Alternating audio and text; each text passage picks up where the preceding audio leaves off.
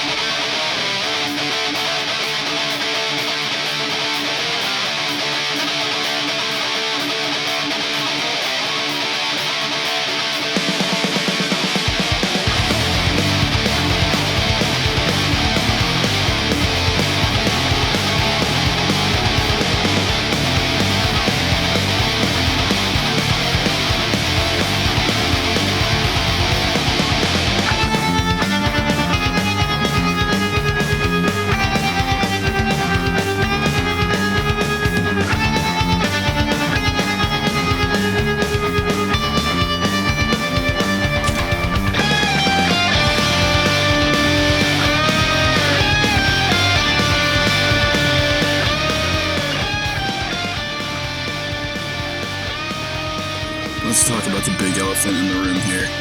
Bunny hopping. The thing that separates the good from the bad in Quake.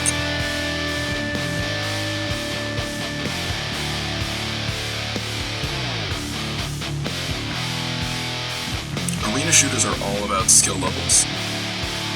One of the clearest examples of this is the movement itself. You see, even in a roster jam-packed with crazy weapons, insane maps, teleporters, and shit like that, there is still one constant, and that's the ability to abuse the game's movement mechanics and physics systems. You see, it's not just about controlling the map and the weapons and your ammo count and your aim, it's also about controlling the difficulty of your opponent's shots. The entire concept of arena shooters revolves around making your shots easier to hit and their shots harder to hit. Having a full stack, having a fully loaded arsenal of weapons, and also moving at incredibly high rates all add to the inability of your opponent to hit you. What makes arena shooters such a good gauge of skill is the fact that both players are faced off against each other with exactly the same tools. The sheer difference is the player's skill and dedication, whether it be to learning the specific weapon they choose to use, or the map, or just their individual skill with movement.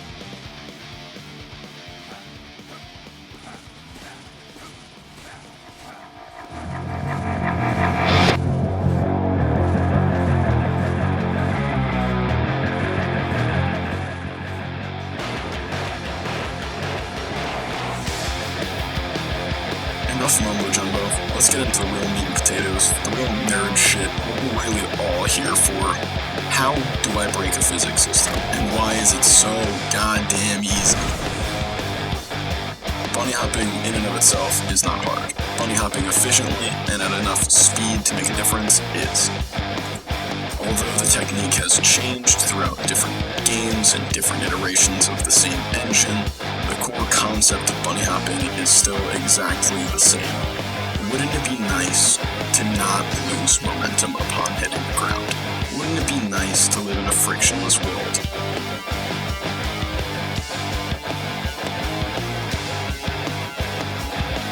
This is how the game acts if you hold down the spacebar in a Source Engine game with an auto-hop plugin or in Open Fortress. This in and of itself doesn't get you anywhere near the speeds that you're aiming for. It's this small factor, in addition to specific key presses and mouse movement. The instant you leave the ground on your first or any subsequent jump, you're going to want to hit the strafe key in the direction you're trying to turn, and turn your mouse at a slow but steady rate in order to pick up speed. When you hit the ground, the game's going to automatically jump you, so all you have to worry about is hitting the opposite strafe key and turning in the opposite direction. The true discrepancy arises when we factor into account the rate at which people turn. The rate at which you turn your mouse into the strafe is inherently tied to how fast you go. You want to balance turning enough with turning not too quickly. As you can see, there's only a few core components that separate people who bunny hop well from people who don't bunny hop at all. Those few things are going to be the rate that you turn your mouse and the speed of your key presses. In these slow motion clips, you should be able to see that the anatomy of a bunny hop is really not too complicated. It only involves a few key presses. The main important factor is that you turn your mouse at a specific rate, and that you do not, under any circumstances, hold W while jumping, unless you want to get into funky strafe styles, a la Quake 3. We don't even need to talk about it. The instant that you jump, you're going to want to let go of the W key and immediately put your fingers on the A or D key, depending on the direction that you're trying to strafe in. You're going to want to alternate that direction back and forth to maintain speed and also build speed over long distances, straight hallways, things like that. But you also have to remember that you only actually gain speed while turning. In order to bunny hop at a constant momentum, you can simply let go of all keys and aim around freely. It won't affect any way that you're moving. You'll still move in the same vector. You'll just be aiming a different direction. You can also bunny hop backwards and sideways. There's a bunch of weird different styles that allow you to aim in different sections of the screen. For instance, you can bunny hop with your vision or view off center by 45 degrees by holding W and D or W and S. These are useful while swinging around corners and to affect your bunny hopping pattern, but they're not mandatory. You can focus on other forms of bunny hopping and not really worry too heavily about the additional styles. In order to maximize your speed, there is a trick called either pre-strafing or circle jumping, and its usefulness in Open Fortress is yet to be determined, but it is at least mildly useful for increasing the amount of speed right off the bat. Bunny hops started without a circle strafe reach high speeds slower than bunny hops started with a circle strafe. The true difference between a circle strafe and not a circle strafe is roughly 70 to 100 starting units per second. The benchmark between a good bunny hop and a bad bunny hop is a good bunny hop will hit 500 to 600 speed in a few hops, where a poor bunny hop will only hit 400 to 450. Ultimately, circle strafes boil down to a difference in speed of 70 to 100 units per second, which might not seem like a lot, but the base movement speed is 320 units per second. A 70 to 100 unit per second increase is a 30% speed increase. The last thing we really have to talk about is ramps, what they do and how to deal with them. Ramps are a humongous problem in bunny hopping. If you hit the ramp at a wrong angle, it will obliterate your speed. You will lose almost all of your speed. There are two schools of thought when it comes to dealing with ramps.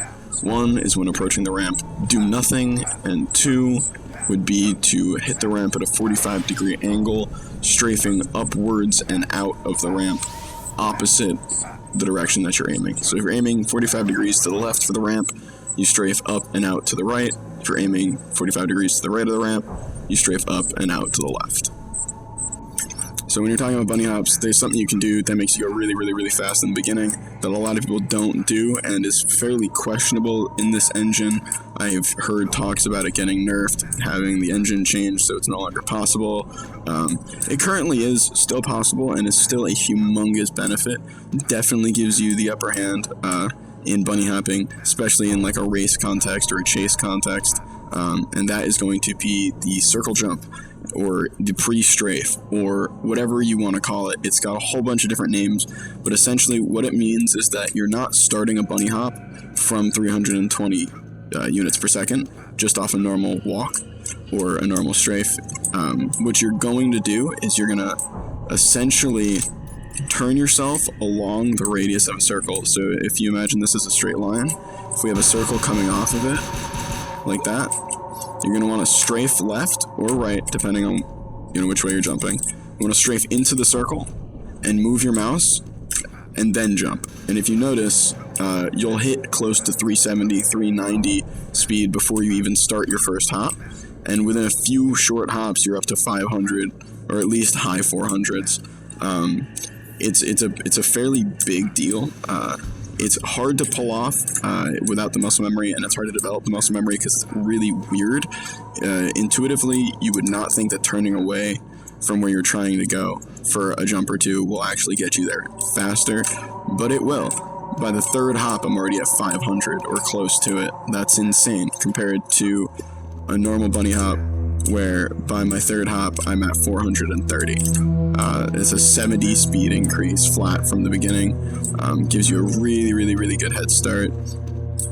Can be used to shift your momentum fairly quickly, honestly. It's just something that you're going to want to learn. You don't have to use it every time. You don't have to use it, 24/7 in every situation, but there are certain situations where it is a very, very, very big help.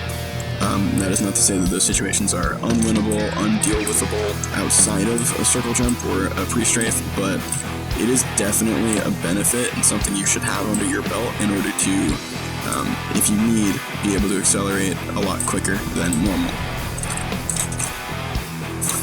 Another thing we can talk about with bunny hopping is the crouch button during bunny hops. So I have a very heavy pinky, and I crouch a lot of people that I've watched do. It doesn't really do anything negatively as far as I can tell. However, crouching all the time does prevent you from using the specific strategy that I'm talking about. Currently, it's present in Half-Life, and what you're going to want to do is you're going to want to crouch right before you hit the ground. So right at the end of your arc, you're going to want to crouch, and then right before your next arc, you're going to want to let go of crouch. So like that. And what'll happen is it'll barely elongate your arc, so you'll go further. And you do this while continuing to strafe and everything. So it's a little bit wonky, but you jump further instead of higher by a short bit, and not to mention that, but also the entire time, the way Source handles crouching, it thinks you're crouching, so you can actually get up on top of crouch jump surfaces while bunny hopping and not actually be crouched. Just have a full player model. It's very strange, and certain jumps, I don't know if any are present in this game, but there are certain jumps in arena shooters of old that are impossible without that specific technique. In conclusion, practicing bunny hopping is a very, very important skill in arena shooters, and I highly encourage you to hop onto this map, DM Hangout A5 or A4, and try it out for yourself. There's a few good parts of the map that allow you to practice some key things, such as the gravity room, to practice air strafing, and the ramp launch room to practice going up and down ramps.